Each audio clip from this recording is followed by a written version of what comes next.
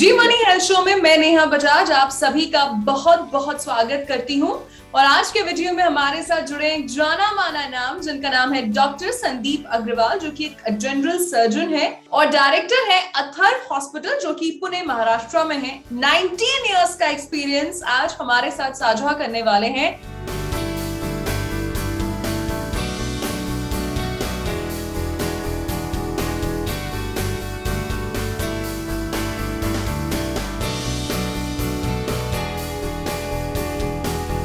So Dr. Sandeep, we welcome you in G Money Health Show. Thanks a lot. And Dr. Agarwal, हमें बहुत खुशी है कि आप हमारे शो में आज जुड़े, शामिल हुए। और आज हम आपसे एक ऐसे चीज के बारे में बात करने वाले हैं जो एक टैबू है, लेकिन कहीं ना कहीं बहुत सारे लोग इससे जूझ रहे हैं, इससे फेस कर रहे हैं, जो है बेसिकली पाइल्स। और आज हम आपसे उसी के बारे में चर्चा करेंगे। तो सबसे पहले मैं ये जानना चाहती हूँ कि what is the difference between piles, fissure and fistula. जैसे कि जो हमारी शौच की जगह है, वहाँ पर उस जगह की जो सबसे कॉमन बीमारियां होती है, ये 3 बीमारियां हैं, जिसे हम पाइल्स, बवासीर, हमारे यहाँ पर मराठी में हम उसे मूलव्याध भी कहते हैं। दूसरी जो बीमारी है उसे और तीसरी जो बीमारी है उसे फिस्टुला, यानी उसको मराठी में हम भगंदर भी कहते हैं और नासुर भी कहते हैं हिंदी में हम उसे। पाइल्स में ऐसा होता है कि जो हमारी अंदर के शौच की जगह के अंदर जो हमारी नॉर्मल गद्दियां जो होती है, जैसे एनल कुशन जिसे हम कहते हैं, जो हिमोरॉइडल वेसल से बनी होती है, उनकी जब उसमें इन्फ्लेमेशन हो जाती है, उनमें उनकी व्याधि हो जाती है, तो जब उसमें जब जाकर तकलीफ होती है, सूजन आती है, तो उस टाइम पर हम उसे पाइल्स बोलते हैं। पाइल्स हो सकता है इंटरनली भी हो सकता है, एक्सटर्नली भी हो सकता है। तो इंटरनल पाइल्स जो होता है, जैसे कि कुछ लोग अगर ज्यादा स्ट्रेनिंग होती है उन्हें, तो अंदर की जो नस जब वो फूल कर बाहर आ जाती है, तो उसे हम पाइल्स बोलते हैं। अगर लैटिन लैंग्वेज में हम देखें तो पाइल्स मतलब एक बाहर की कोई सूजन लगना, कोई मांस तैयार होना, उसे हम पाइल्स कहते हैं।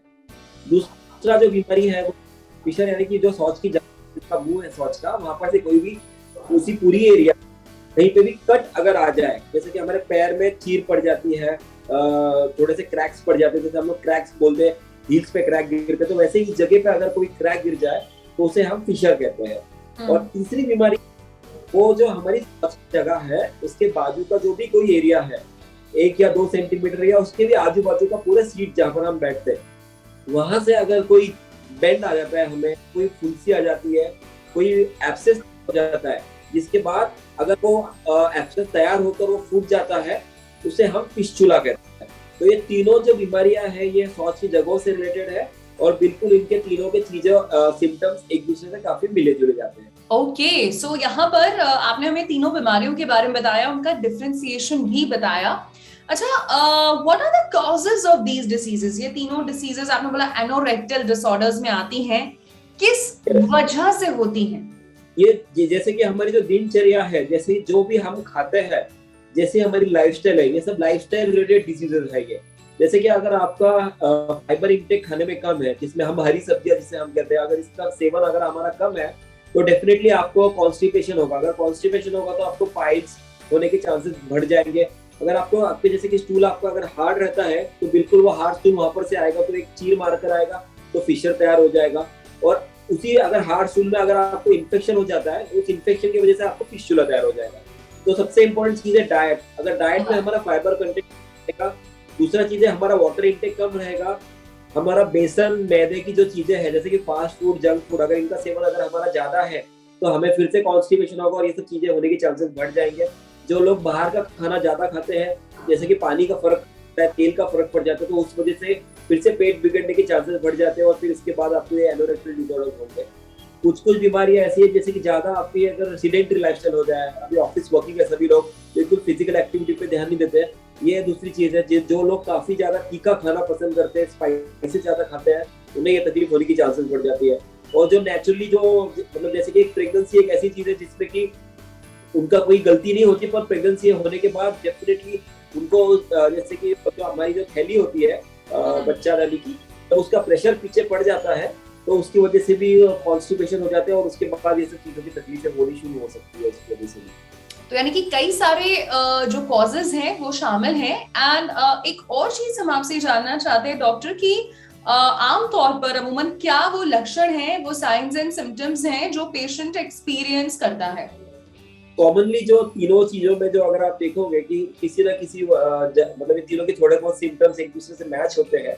जैसे कि शौच से जाके आने के बाद जलन रहना, ऐसा लगे कि वहां पर कुछ हमें कुछ चुभ रहा है, कुछ ऐसा लग रहा है किसी ने सुई लगा दी है वहां पर, ऐसा कुछ कट हो गया है।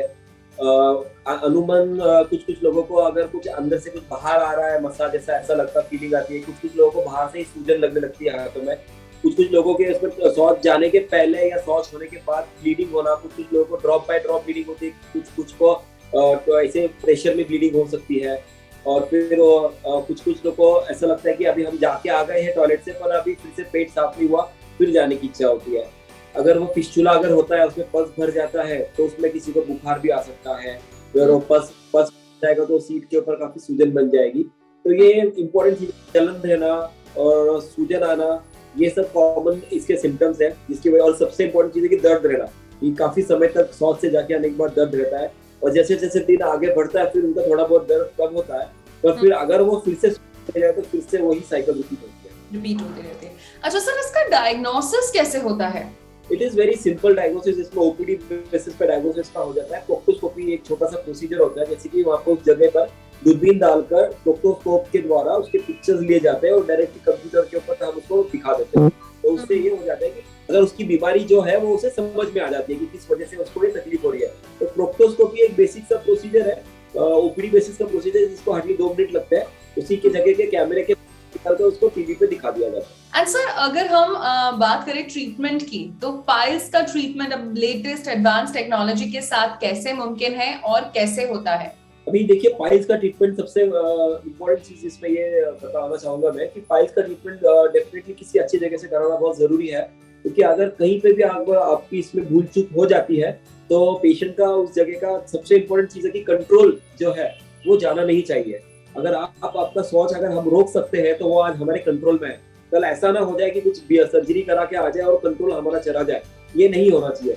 आज पुराने टाइम में, मतलब आज से आप 10 साल पहले देखोगे तो ऐसी चीजों से सर्जरी होती थी। टाके का ऑपरेशन करते थे, जिसमें कटिंग करके ऑपरेशन करते थे।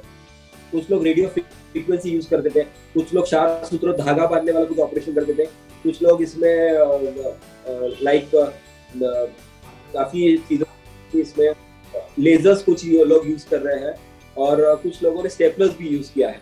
और सबसे इम्पोर्टेंट लेटेस्ट की जो टेक्नोलॉजी से जो इसमें मैं प्रोसीजर कर रहा हूँ, इसमें ये है बीम टेक्नोलॉजी। इसमें क्या होता है कि टारगेट ओरिएंटेड प्रोसीजर है, जिसमें कि जहां पर आपका बवासीर का जो मसा है जो तैयार हुआ है, उसी को दूरबीन द्वारा जाएंगे और उस टारगेट को ही डिस्ट्रॉय करेंगे सिर्फ, और उसको डिसॉल्व कर देंगे। बाकी किसी भी चीज को हाथ नहीं लगाने की जरूरत है। उसकी वजह से ये होता है कि पेशेंट जल्दी से जल्दी रिकवरी हो जाती है उसकी, उसको बेड रेस्ट करने की जरूरत नहीं पड़ती, और जितना जल्दी हो सके उतना जल्दी वो अपने ड्यूटी पे लग सकता है। इंपॉर्टेंट चीज है कि इसमें हमारा जो टॉयलेट का जो कंट्रोल है वो कंट्रोल नहीं जाएगा। रोज ड्रेसिंग मलम पट्टी की जरूरत नहीं पड़ती, बेड रेस्ट करने की जरूरत नहीं पड़ती। डे केयर प्रोसीजर होता है, मॉर्निंग में आकर इवनिंग में आप घर भी जा सकते हो। इसलिए बीम टेक्नोलॉजी का सबसे इम्पोर्टेंट एडवांटेज यही है कि इसको एक तो जड़ से नष्ट कर देता है और इसे दोबारा होता नहीं है, और जल्दी से जल्दी पर्सन पेशेंट है वो अपने काम पे लग जाता है। इस टेक्नोलॉजी का full biological electrical impedance auto measurement. अच्छा, तो आपने हमें बड़े डिटेल में बताया सारी चीजें कि लोगों के मन में एक धारणा थी कि पाइल्स की सर्जरी होगी, ये होगा वो होगा, but it's actually very simple. अच्छा सर, जाते जाते सभी दर्शकों को अगर आप एक मैसेज देना चाहें तो वो क्या होगा? मैं सभी से यही कहना चाहूंगा कि अगर आपको स्टार्टिंग, जैसे कि मैंने ऑब्जर्व किया कि सबसे पहले तो घर के नुस्खे काफी लोग अपनाते हैं, तो it is well and good. Starting में आप घर की चीजें अप्लाई कर रहे हो, जैसे कि आप अच्छे फाइबर डाइट लीजिए, एक्सरसाइज कीजिए, पानी काफी पीजिए। आप स्टार्टिंग के टाइम में अगर आपको कोई तकलीफ होती है तो आप बिल्कुल इस डाइट पे जाइए। पर अगर सपोज है कि ये सब करने के बाद भी अगर आपको फर्क नहीं पड़ रहा है तो डेफिनेटली आपको सर्जन को कंसल्ट करना है, उसी के पास से ट्रीटमेंट करवाना है। अननेसेसरी इस बीमारी को बढ़ाइएगा नहीं। क्या होता है कि कुछ लोगों को इतना ब्लीडिंग हो जाता है कि उनका हीमोग्लोबिन कम आ जाता है, उनकी खाने की इच्छा नहीं रहती, उन्हें फिर से अगेन कॉन्स्टिपेशन हो जाता है, तो ये साइकिल बनते जाता है। तो इस बीमारी से बाहर निकलना जरूरी है। जिन किसी को हाथ शौच की जगह के बाहर हाथ में मसा लग रहा है या अंदर से बाहर आ रहा है, फिर वो बाहर ही रह जाता है, अंदर नहीं जा रहा है, ऐसा किसी को भी अगर तकलीफ रहेगी तो उसमें समय ना वेस्ट करते हुए इसका इलाज करवा लेना चाहिए, क्योंकि वो नेचुरली आप देखोगे अब वो ठीक नहीं होगा। उन लोगों को डेफिनेटली इसके ऊपर एक्शन लेना जरूरी है। अगर आप इसके ऊपर एक्शन तो ये बीम टेक्नोलॉजी से प्रोसीजर करवाते हो तो डेफिनेटली आप इससे हमेशा के लिए फ्री हो जाते हैं। ओके, तो सर बहुत अच्छा लगा आप जी मनी हेल्थ शो में हमारे साथ जुड़े और आपने सबको एजुकेट किया आज, सबको अवेयर किया क्या ट्रीटमेंट ऑप्शंस हैं, क्या लक्षण है और इलाज में देरी नहीं करनी चाहिए। इसलिए जी मनी की पूरी टीम की तरफ से मैं आपका थैंक यू कहना चाहती हूँ। थैंक यू, नमस्ते। तो ये थे डॉक्टर संदीप अग्रवाल जिन्होंने आज हमें पाइल्स के बारे में बताया, एनोरेक्टल डिसऑर्डर्स के बारे में बताया, कॉजेस, सिम्टम्स, ट्रीटमेंट, डायग्नोसिस, काफी चीजें बताई। मैं उम्मीद करती हूँ आपको आज का वीडियो पसंद आया होगा। अपना फीडबैक जरूर शेयर करिएगा और अगर किसी और विषय पर चर्चा देखना चाहते हैं वो भी हमें बताइएगा। ऑन दैट नोट, मैं नेहा बजाज आपसे लेती हूँ इजाजत। मिलेंगे जी मनी हेल्थ शो के एक नए वीडियो में with new super specialist. Till then अपनी सेहत का ख्याल रखिए, स्वस्थ रहिए, मस्त रहिए और देखते रहिए जी मनी हेल्थ शो। अच्छी सेहत हमारा वादा।